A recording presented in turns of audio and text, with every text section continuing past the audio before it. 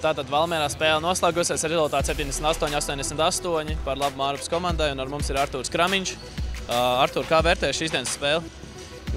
Mēs jau braucām šajā, negaidījām, ka būs, gaidījām, ka būs smagāk cīņa, nekā tagad bija. Tagad izrādījās, ka viņi kaut kā salūza. Mums bija tas lielais pārsvars kaut kādi +23, ja es nemaldos, un es biju gaidījis kaut ko vairāk šajā spēlē, bet viņi tur beigās samet trīnīšus un pievilka. Rezultāts bija diezgan tuvs, un mēs varējām arī zaudēt. Tā Vidzemes Augstsskola komanda ļoti spēcīga ir, un mēs arī gaidījām, ka būs ļoti smaga spēle šeit.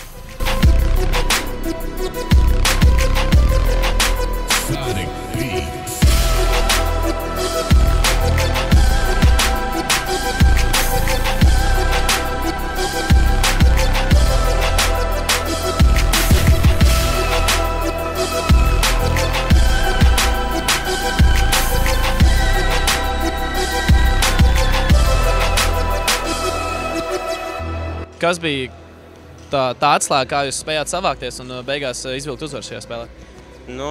Spriežot pēc iepriekšējām spēlēm, mums ir gājis ļoti grūti, mums ir ļoti daudz traumas, un uz šo spēli mēs kaut kā savācāmies pa brīnumainām kārtām.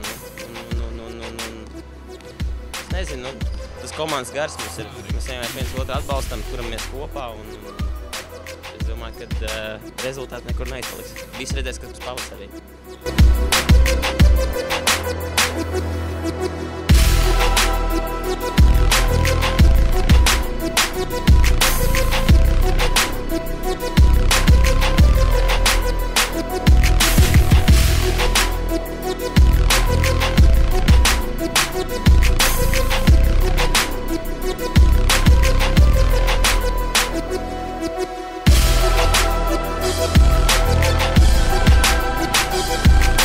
Šo turnīru vinēja jebkura komanda un Vidzemes Augstsskola starp tām komandām.